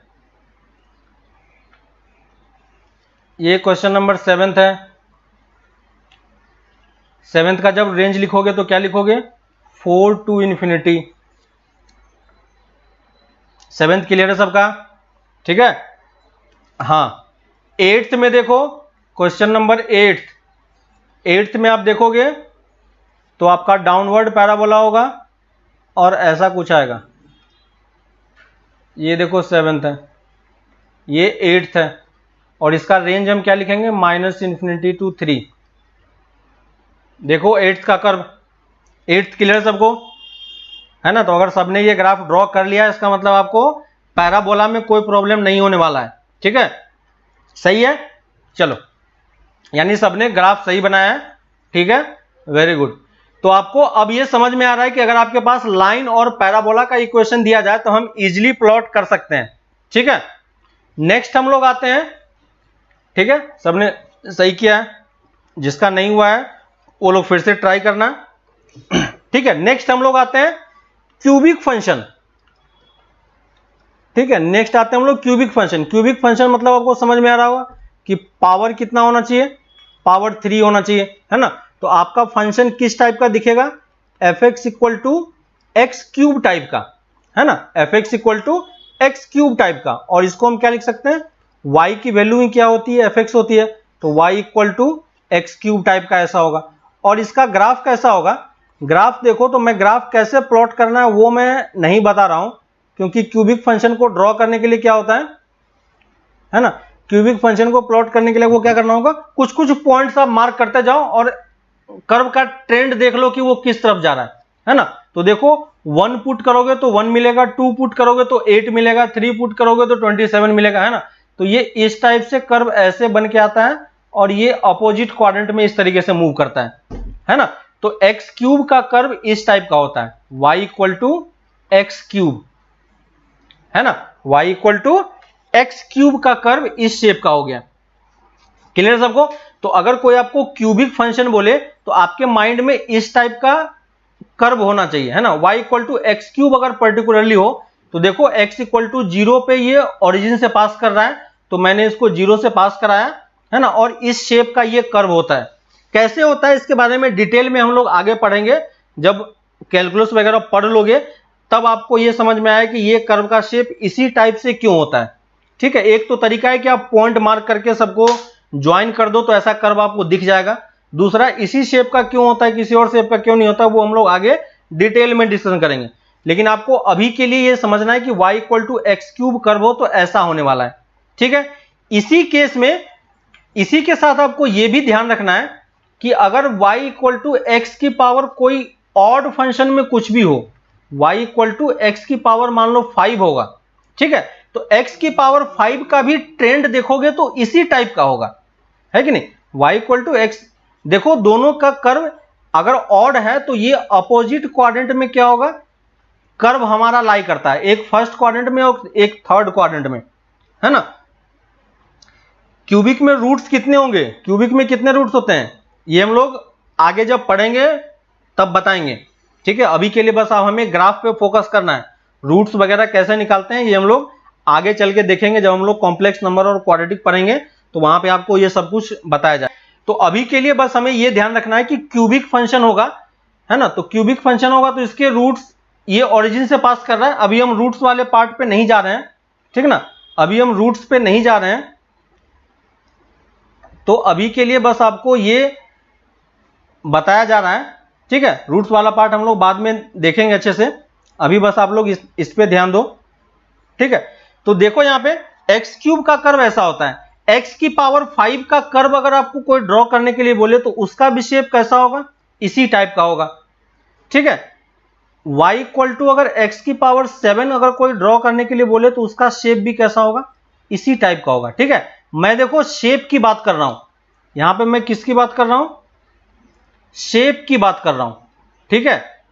मैं शेप की बात कर रहा हूं, मैं और कुछ बात नहीं कर रहा हूं, ठीक ना। शेप की बात कर रहा हूं मैं, शेप यानी ये फर्स्ट क्वाड्रेंट में है, ये थर्ड क्वाड्रेंट में, फर्स्ट क्वाड्रेंट में, थर्ड क्वाड्रेंट में, ठीक है। दोनों कर्व एक्चुअली क्या है, सेम नहीं है ना। दोनों ये y equal to x cube, x की पावर 5, एक्स की पावर 7, तीनों का ग्राफ क्या है, अलग अलग टाइप का होगा, लेकिन तीनों का शेप इसी टाइप से आपको दिखाई पड़ेगा, ठीक है। अगर आप दोनों को अगर आप सेम ग्राफ पे प्लॉट करोगे, है ना, दोनों को अगर आप सेम ग्राफ पे प्लॉट करोगे तो आपको थोड़ा सा डिफरेंस दिखाई देगा। किस टाइप का, देखो अगर आप इस दोनों कर्व को प्लॉट करोगे तो दोनों कर्व का शेप आपको इस टाइप से दिखाई पड़ेगा, है ना, इस टाइप से आएगा और ऐसा कुछ मूव करेगा, है ना। तो x की पावर 5 का कर्व आप देखोगे तो ये इसके नीचे से आके मूव कर रहा है, क्यों, क्योंकि आपको पता है कि x इक्वल टू 1 अगर इसमें पुट करोगे तो y की वैल्यू 1 मिलेगी, x इक्वल टू 1 इसमें पुट करोगे तो भी y इक्वल टू 1 मिलेगी। तो ये 1 पे तो दोनों कर्व की वैल्यू क्या हो जाएगी, सेम हो जाएगी, है ना। लेकिन जब आप 1 से ज्यादा पुट करोगे तो x की पावर 5 पे हमें क्या मिलेगा, ज्यादा वैल्यू मिलेगा, तो इसलिए ये कर्व क्या है, इसके ऊपर है ना। तो देखो कर्व का शेप इसी टाइप का है, ये भी इसी तरीके से आ रहा है, बस यहां से आके ऐसे बस मूव कर रहा है, ठीक है। तो दोनों कर्व को अगर आप प्लॉट करके देखोगे तो आपको थोड़ा थोड़ा डिफरेंस दिखाई देगा। लेकिन अगर कोई हमसे डायरेक्टली बोलता कि x की पावर 5 प्लॉट करके बताओ तो मैं डायरेक्टली ऐसे प्लॉट कर दूंगा और उसको मैं बोल दूंगा ये क्या है, y इक्वल टू एक्स की पावर 5 है, ठीक है। y equal to x cube अगर कोई प्लॉट करने के लिए बोलता तो मैं बोल देता ये एक्स क्यूब है कि नहीं। क्लियर हो रहा है सब, समझ में आ रहा है आपको। तो ये मैंने बस डिफरेंस कैलकुलेट करने के लिए दोनों को प्लॉट किया है, लेकिन आपको बस ये ध्यान रखना है कि ऑड पावर वाले जितने टर्म होंगे y इक्वल टू एक्स की पावर 4 में सबका शेप इसी टाइप का होगा, है ना, इसी टाइप से ये कर्व मूव करेगा। सबको क्लियर है, क्लियर हो रहा है सबको। किसी को डाउट इस वाले पार्ट में कि क्यूबिक वाले फंक्शन को हम कैसे ड्रॉ कर रहे हैं, क्यूब कैसे हो गया और पावर 5 और पावर 7 का हम कर्व कैसे ड्रॉ कर रहे हैं, है ना। तो इस टाइप से कोई भी पावर आपको दे आपको उसी शेप में बनाना है, ठीक है। लेकिन अगर कोई दो कर्व को एक साथ प्लॉट करने के लिए बोल दे तो हमें थोड़ा थोड़ा अलग अलग टाइप से बना के शो करना होगा, क्योंकि सारे कर्व सेम नहीं होते, इसलिए मैं यहां पे शेप की बात कर रहा हूं, ठीक ना। ऐसे ही अगर आप शेप की बात करोगे तो y equal to x square का कर्व आपको पता है ना। y equal to x square का कर्व कैसा होता है, y equal to x square का कर्व इस टाइप का होता है। देखो जस्ट अभी हमने प्लॉट किया था, ये आप इजीली प्लॉट कर सकते हो। अगर कोई हमसे ये बोलता है कि y इक्वल टू एक्स की पावर 4 का ग्राफ बताओ कैसा होगा, है ना, तो y इक्वल टू एक्स की पावर 4 का ग्राफ भी कैसा होगा, इसी टाइप का होगा। y इक्वल टू एक्स की पावर 6 का ग्राफ भी क्या होगा, इसी टाइप का होगा, है ना। समझ में आ रहा है आपको। देखो तीनों कर्व आपको सेम टाइप का दिख रहा है, लेकिन एक्चुअली में तीनों सेम नहीं है। तीनों में कॉमन क्या है कि तीनों का शेप सेम टाइप का है ना। ये भी इसी टाइप का है, ये भी इसी टाइप का है, ये भी इसी टाइप का है। अगर कोई हमसे प्लॉट करने के लिए बोलता कि आप अलग अलग प्लॉट करके बताओ तो मैं तीनों को सेम टाइप से शो करूंगा, है कि नहीं। लेकिन हाँ सिर्फ पावर ऑड के लिए अपोजिट कोऑर्डिनेट में, ठीक है। लेकिन अगर कोई मुझसे दोनों को सेम कर्व पे प्लॉट करने के लिए बोले तो मैं कैसे प्लॉट करूंगा, ठीक है। ये y equal to x square है और कोई मुझसे y इक्वल टू एक्स की पावर 4 प्लॉट करने के लिए बोलता है ना, तो y इक्वल टू एक्स की पावर 4 का ग्राफ देखोगे तो कैसा होगा, ऐसा कुछ बनेगा, ठीक है। मैं फिर से प्लॉट कर देता हूं। देखो ब्लैक वाला क्या है हमारा, ग्रीन वाले से मैं y equal to x square plot कर रहा हूं। ये देखो y equal to x square है, और ब्लैक वाले से मैं, ये देखो थोड़ा सा डिफरेंस आपको दिख रहा है, एक कर्व ऊपर है एक कर्व नीचे है, इस टाइप का। लेकिन दोनों कर्व का आप शेप देखोगे तो दोनों कर्व का शेप सेम है, ठीक है। तो जब आपको दोनों कर्व को एक साथ पढ़ना होगा तब हम इतना क्लियर करके बनाएंगे। लेकिन अगर कोई हमसे डायरेक्टली ये बोल देता कि y इक्वल टू एक्स की पावर 4 का ग्राफ बताओ कैसा होगा, तो मैं डायरेक्टली उसी तरीके से शो करूंगा, पैराबोला की तरह ही शो करूंगा, है कि नहीं? क्लियर हो रहा है सबको? तो कैसे ये cubic function odd, power odd और पावर इवन वाला काम कर रहा है, समझ में आ रहा है ना? x की पावर 5 ऑड वाला होगा, है ना, तो ये अपोजिट क्वाड्रेंट में लाई करेगा, ठीक है। और इवन पावर होगा तो इस दोनों क्वाड्रेंट में लाई करेगा, ठीक है। बाकी डिटेल में हम लोग इसको और आगे अब लोग पढ़ेंगे, जब हम लोग ट्रांसफॉर्मेशन ऑफ कर्व पढ़ेंगे तो वहां पे आपको और डिटेल में मैं ग्राफ के बारे में बताऊंगा, और वहां पे हम लोग डिफरेंट टाइप्स का ग्राफ प्लॉट करना सीखेंगे, ठीक है। इसी सब को अगर मैं एक कंबाइन करके लिखूं, है ना, तो इन सारे कर्व को हम क्या बोलते हैं?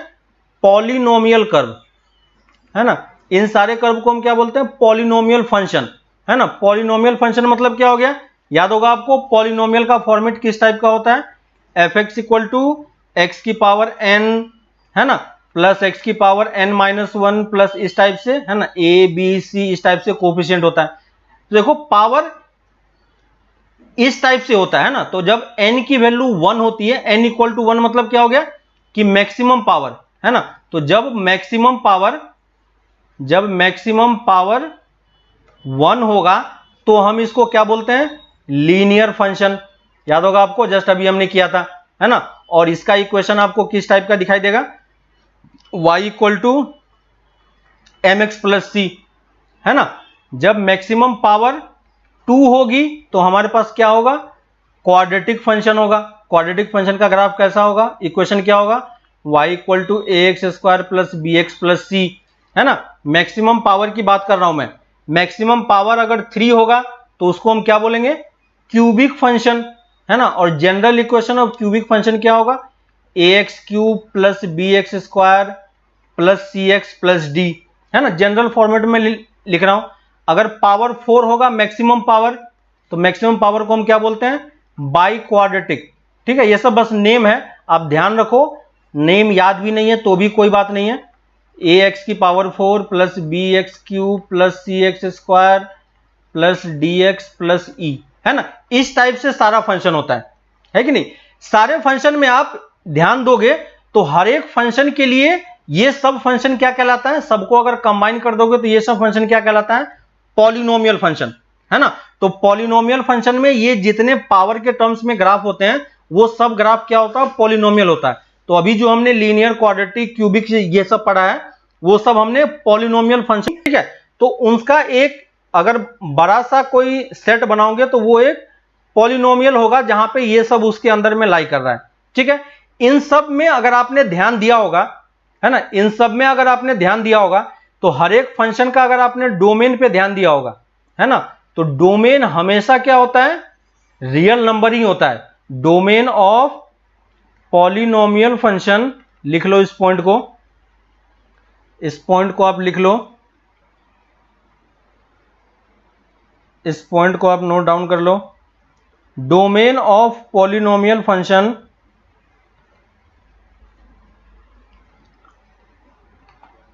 ठीक है, इस पॉइंट को लिख लो फिर से। Domain of polynomial function, domain of polynomial function is real number, ठीक है। ये इंपॉर्टेंट पॉइंट है क्योंकि आपने जितने भी कर्व आपने क्वाड्रेटिक में सब में देखा है, डोमेन सबका सेम है। इसका भी डोमेन आर था, इसका भी डोमेन आर है, क्यूबिक का भी डोमेन आर है ना, भी आर होता है। पॉलिनोमियल फंक्शन का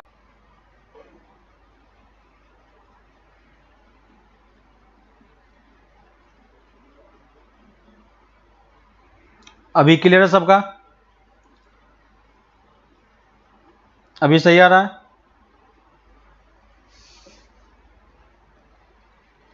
ठीक है ना। तो ये पॉइंट आप लिख लो। डोमेन ऑफ पॉलिनोमियल फंक्शन क्या होता है? अब देखो अभी सही आ रहा होगा। डोमेन ऑफ पॉलिनोमियल फंक्शन क्या होता है, ऑलवेज आर होता है ना। तो ये पॉइंट आप लिख लो, ये चीज आपको ध्यान रखना है। जब भी आपको दिख जाए कि ये पॉलिनोमियल फंक्शन है तो बाय डिफॉल्ट आप उसका डोमेन कितना बोल पाओगे, आर बोल पाओगे, है ना। हो सकता है आपको उसका ग्राफ पता हो या नहीं हो, उससे कोई फर्क नहीं पड़ता। अगर कोई मुझसे ये पूछता कि y equal to x to the power 100 प्लस 5x², इसका डोमेन क्या होगा, तो इसका डोमेन हम डायरेक्टली क्या बोलेंगे, इसका डोमेन आर है ना। रेंज के बारे में हम कोई कमेंट नहीं कर रहे हैं, डोमेन क्या है, आर है, ठीक है। कोड डोमेन इसका बाय डिफॉल्ट क्या होगा, आर ही होता है कि नहीं। तो डोमेन एटलीस्ट आपको पॉलिनोमियल फंक्शन का ये ध्यान रखना है, ठीक है। अभी जस्ट हमने क्यूबिक फंक्शन पढ़ा था, क्यूबिक फंक्शन में मुझे ये बताओ कि इसका डोमेन रेंज क्या होगा। ये हमारे पास क्यूबिक फंक्शन है, इस क्यूबिक फंक्शन का डोमेन बताओ, ग्राफ आपके सामने है, इस क्यूबिक फंक्शन का डोमेन बताओ, रेंज बताओ। 1 1 और मेनी 1 ऑन टू इनटू क्या है, बताओ इसका डोमेन क्या होगा। तो डोमेन तो आपको दिख रहा है कि ये भी क्या है, पॉलिनोमियल फंक्शन है ना। तो बाय डिफॉल्ट इसका भी डोमेन क्या होगा, बाय डिफॉल्ट इसका भी डोमेन क्या होगा, क्या लिखेंगे डोमेन इसका, इसका भी डोमेन क्या हो जाएगा, आर हो जाएगा, है ना। रेंज क्या होगा, रेंज बताओ, रेंज बताओ क्या होगा इसका, रेंज डोमेन सही है आर, क्योंकि पॉलिनोमियल है तो बाय डिफॉल्ट आपको आर समझ में आना चाहिए, है ना, क्योंकि हमने हर एक टाइप के पॉलिनोमियल फंक्शन में देखा है डोमेन हमेशा आर ही आता है। रेंज बताओ क्या होगा, रेंज यहां पे कितना दिख रहा है, रेंज भी आपको आर दिख रहा है। 1 1 और मेनी 1, 1 1 और मेनी 1, 1 1 और मेनी 1, ऑन टू और इनटू, 1 1 सही है, और ऑन टू और इनटू, क्लियर है। तो यही चीज हमें करना, हम जितने टाइप के फंक्शन पढ़ते जाएंगे हर एक फंक्शन के लिए आपको domain, range, 1 1 onto, many 1 ये सब आपको पता होना चाहिए, ठीक है। तो आपको ये चीज क्लियर हो रहा है। तो बाय डिफॉल्ट जितने भी टाइप के फंक्शन है पॉलिनोमियल टाइप के हमने वो कर लिया है, ठीक है। पॉलिनोमियल वाले में पर्टिकुलरली हम लोग ये लाइन वाला जो पार्ट है, ये लाइन वाला हमारे पास एक अलग से चैप्टर है जिसको हम बोल रहे हैं स्टेट लाइन। तो स्टेट लाइन वाले पार्ट में इसको हम डिटेल में पढ़ेंगे। क्वाड्रेटिक फंक्शन है, क्वाड्रेटिक फंक्शन को हम लोग डिटेल में पढ़ेंगे क्वाड्रेटिक वाले पार्ट में, ठीक है। तो क्वाड्रेटिक एक अलग हमारे पास चैप्टर है, उस वाले चैप्टर में इसको पढ़ेंगे। क्यूबिक वाला जितना फंक्शन है, क्यूबिक वाला फंक्शन हमारा कॉम्प्लेक्स नंबर वाले पार्ट में आ जाएगा, है ना। यहां तक हमें क्यूबिक तक ही हमें बेसिकली देखना है। बाकी टाइप के जितने फंक्शन होंगे वो सब फंक्शन उतना ज्यादा नहीं आता है, लेकिन उसके बारे में भी हम लोग डिटेल में पढ़ लेंगे बाद में कि कैसे निकालते हैं उसका, ठीक है।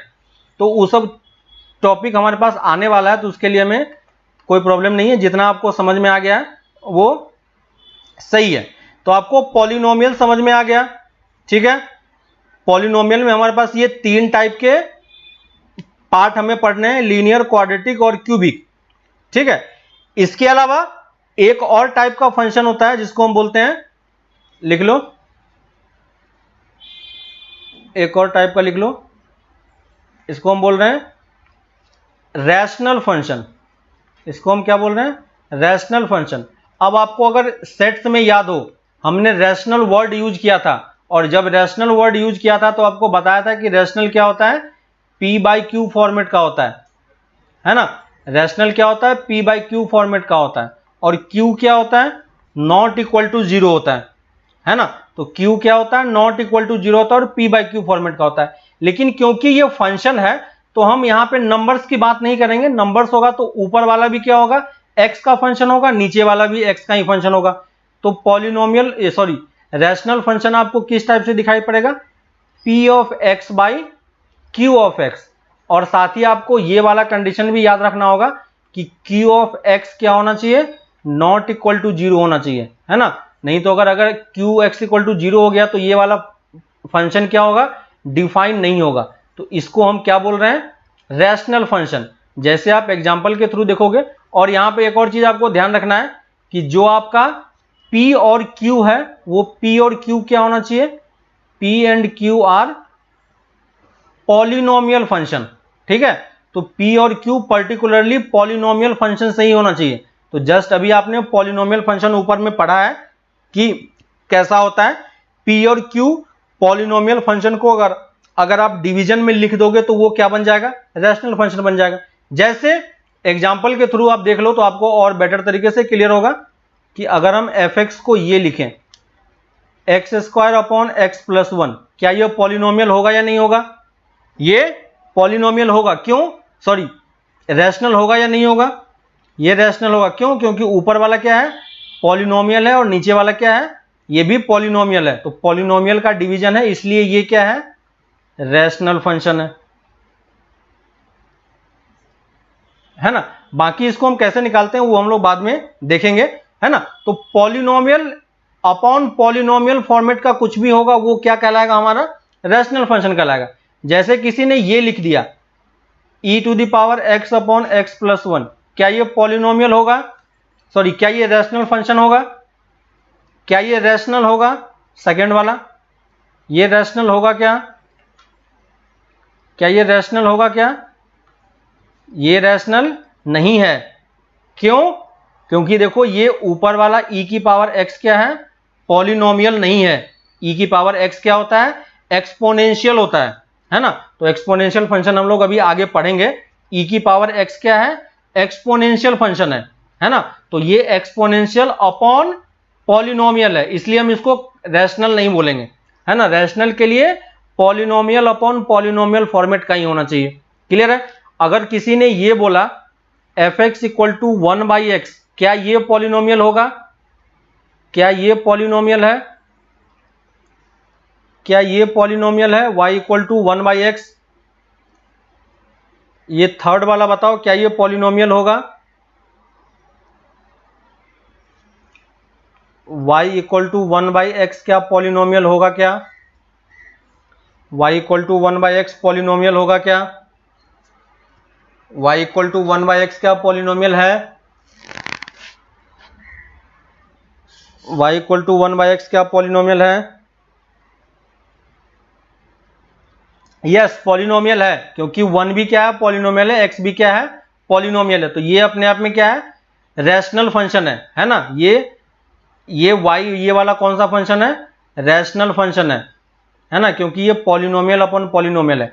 और y = 1/x वाला जो फंक्शन होता है, ठीक है, इसका ग्राफ कैसा होता है? इसका ग्राफ देखो, ये सब टाइप के ग्राफ मैं आपको ऑलरेडी पहले करा चुका हूं, ठीक है। उस टाइम पे मैंने आपको इसका नाम नहीं बताया था, अब मैं इसका नाम बता रहा हूं, है ना। तो देखो ये इसका ग्राफ कैसा होता है, ये जो रेड वाला पार्ट हमने ड्रॉ किया है, ये इस टाइप का कर्व होता है, ठीक है। और इस टाइप के कर्व को हम क्या बोलते हैं, रेक्टेंगुलर हाइपरबोला, ठीक है। तो बस आप ये नाम याद रखना, रेक्टेंगुलर हाइपरबोला। इसका कर्व ये अपोजिट क्वाड्रेंट में ही होता है, ठीक है।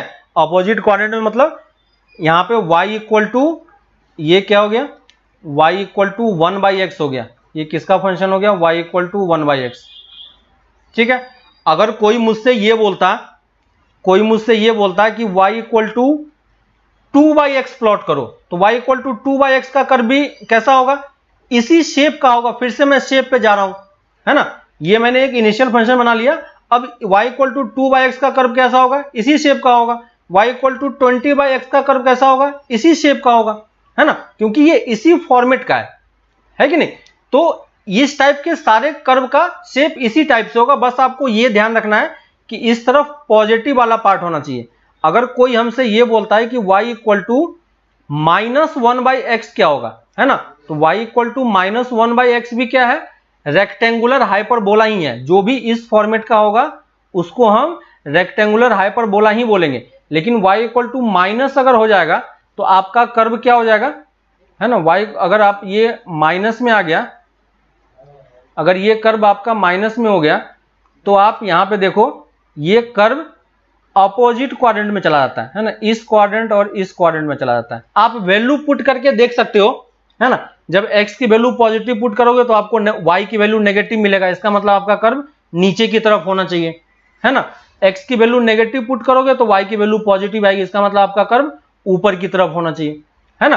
तो ये आपका कर्व होगा। अगर आपका जो ये इधर -1/x होगा, नेगेटिव होगा, तो अपोजिट क्वाड्रेंट में है ना, ये कौन सा है, सेकेंड क्वाड्रेंट, और ये फोर्थ क्वाड्रेंट में। और अगर y equal to 1/x positive होगा तो फर्स्ट क्वाड्रेंट और थर्ड क्वाड्रेंट में। ठीक है, आप बस कर्व का शेप याद रखो, अगर ऐसा कर्व कहीं पे बाद में रिपीट होगा तो मैं वहां पे आपको फिर से आपको याद दिला दूंगा।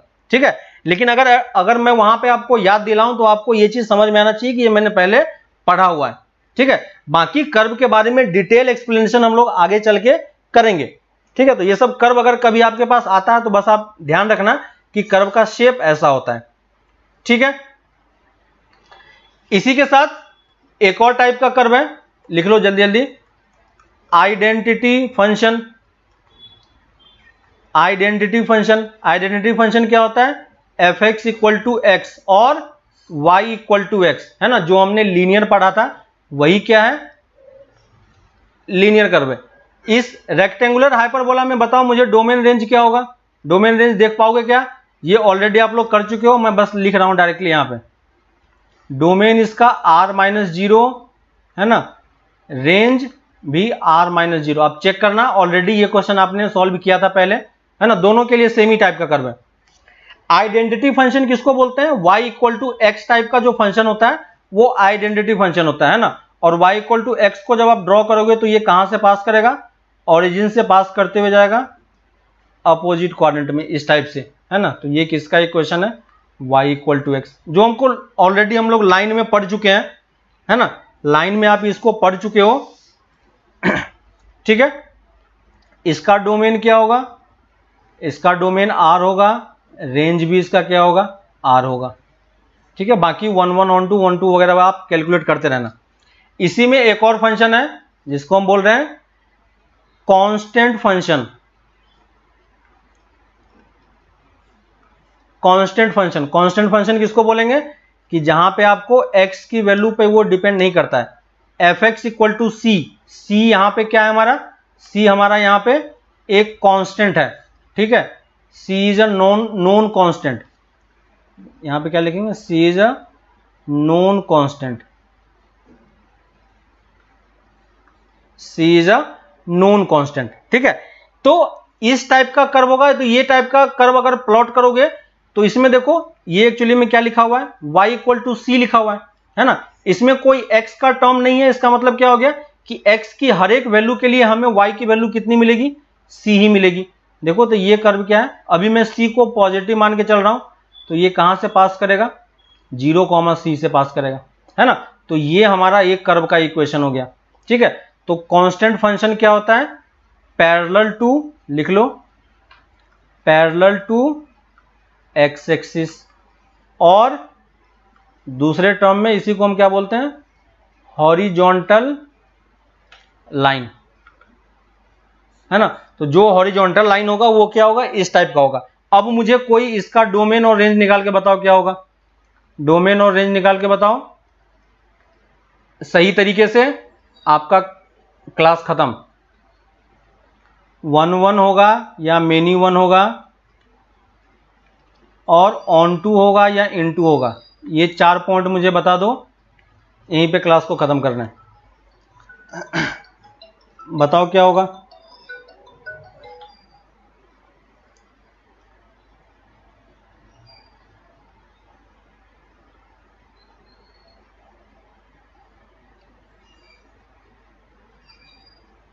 डोमेन बताओ क्या होगा, डोमेन क्या लिखेंगे,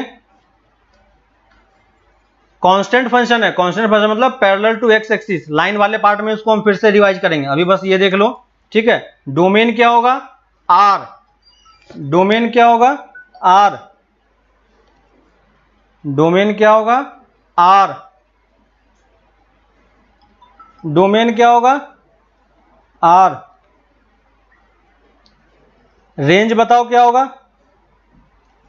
रेंज क्या होगा, रेंज क्या होगा, सी, वेरी गुड, सी सबको समझ में आ रहा है। रेंज में सिर्फ कौन सा पॉइंट होगा, रेंज में सिर्फ सी आएगा, है ना, रेंज में सिर्फ क्या आएगा, एक ही पॉइंट आएगा, है ना। 1 1 या मेनी 1, 1 1 या मेनी 1 सबको समझ में आ रहा है, देख सकते हो क्या होगा, मेनी 1 हो जाएगा। ऑन टू या इन टू, इजी है अब तो, डोमेन रेंज पता चल गया तो आप तो सब कुछ निकाल ही सकते हो, है ना। तो ये रेंज वाला पार्ट यहाँ पे आपको ध्यान देना है कि रेंज में सिर्फ क्या है, यहाँ पे एक ही पॉइंट आ रहा है, प्लस माइनस नहीं। अब्दुल बशीर, प्लस माइनस नहीं, सिर्फ एक ही पार्ट है, ठीक है। अगर कोई हमसे ग्राफ ड्रॉ करने के लिए बोलता, अगर कोई हमसे ग्राफ ड्रॉ करने के लिए बोलता कि y इक्वल टू 5 को प्लॉट करो, तो y इक्वल टू 5 हम कैसे प्लॉट करते हैं, इस तरीके से प्लॉट करेंगे, है ना। देखो ये किस पॉइंट से पास करेगा, 0,5 से पास करेगा, है कि नहीं। अगर कोई हमसे बोलता कि y इक्वल टू -3 प्लॉट करो, तो y इक्वल टू -3 हम कैसे प्लॉट करते हैं, हमें पता है कि ये क्या है, कांस्टेंट फंक्शन है। तो कांस्टेंट फंक्शन है तो ये कहां से पास करेगा, 0,-3 से, है ना। तो डिपेंड करता है कि c की वैल्यू आपका पॉजिटिव है या नेगेटिव है। पॉजिटिव होगा तो हम ऊपर प्लॉट करेंगे, नेगेटिव होगा तो नीचे में आ जाएंगे, है ना। तो ये हमने अलग अलग टाइप के फंक्शन पढ़े, सबके लिए डोमेन रेंज वगैरह सब कुछ आप कैलकुलेट कर सकते हो, है ना। तो हमारा मेन एम ये है कि अगर हम किसी तरीके से ग्राफ प्लॉट कर पाए, तो ग्राफ प्लॉट करने से क्या होता है कि आपके पास वो चीजें विजुअली दिखने लगती है ना। और अगर एक बार आप अगर ग्राफ को देख पाओगे तो फिर आप सब कुछ इजीली कैलकुलेट कर सकते हो, है ना। तो इसलिए हम ट्राई करते हैं हर एक क्वेश्चन में कि हम उसको ग्राफ के थ्रू समझ सकें, ठीक है। 2-3 टाइप के फंक्शंस और हैं जो जिसको हमें प्लॉट करना सीखना है, ठीक है। वो हम लोग नेक्स्ट क्लास में आगे कंटिन्यू करेंगे। अभी के लिए आप एक्सरसाइज, ठीक है, अभी के लिए आप एक्सरसाइज जो एक क्वेश्चन हमने करने के लिए आपको दिया था ऑलरेडी, याद होगा, एक्सरसाइज 2.3 का क्वेश्चन नंबर 1 हमने कंप्लीट करने के लिए दिया था। आप फिर से क्वेश्चन नंबर 1 मैं कुछ क्वेश्चन लिख देता हूं, आपको क्वेश्चन ट्राई करना। Question number 1, 3, 4, 5, question number 1, 3, question number 4, question number 5, ठीक है। ये क्वेश्चन 4 क्वेश्चन है, इजी सारे क्वेश्चन है। ये सारे क्वेश्चन ट्राई करना, ये सारे क्वेश्चन हम लोग नेक्स्ट क्लास में कल डिस्कशन करेंगे, ठीक है। और जो आपको शीट मिला था, ठीक है, जो जेई वाला शीट मिला है, उस शीट के क्वेश्चन नंबर 1 to 25 ऑलरेडी मैं आपको कब से बोल रहा हूं कि ये क्वेश्चन कंप्लीट करो, शीट कंप्लीट करो, ठीक है। तो अब आपको 1 to 25 क्वेश्चन इसका कंप्लीट करना है। नेक्स्ट क्लास में हम लोग कल इसको डिस्कशन भी करेंगे, ठीक है, और फिर हम लोग आगे कंटिन्यू करेंगे। तो आपको दिख रहा है कि हमारा डिस्कशन वाला टाइम भी इसमें इंक्लूड हो रहा है, ठीक है। तो इन जनरल आपका जो लेक्चर का टाइम है वो थोड़ा सा ज्यादा होगा, और इसलिए आपका लेक्चर थोड़ा सा 11 बजे से भी हम लोग रख रहे हैं, ताकि आप उस टाइम तक नाश्ता वगैरह करके सब कुछ रेडी रहो, ताकि थोड़ा सा अगर लंबा भी चल जाए तो कोई प्रॉब्लम नहीं हो, ठीक है। तो नेक्स्ट क्लास से ब्रेकफास्ट वगैरह करके बैठना, और ये 25 क्वेश्चन कंप्लीट करना, और ये 4 क्वेश्चन एनसीईआरटी के हैं, एनसीईआरटी वाला क्वेश्चन ट्राई करना।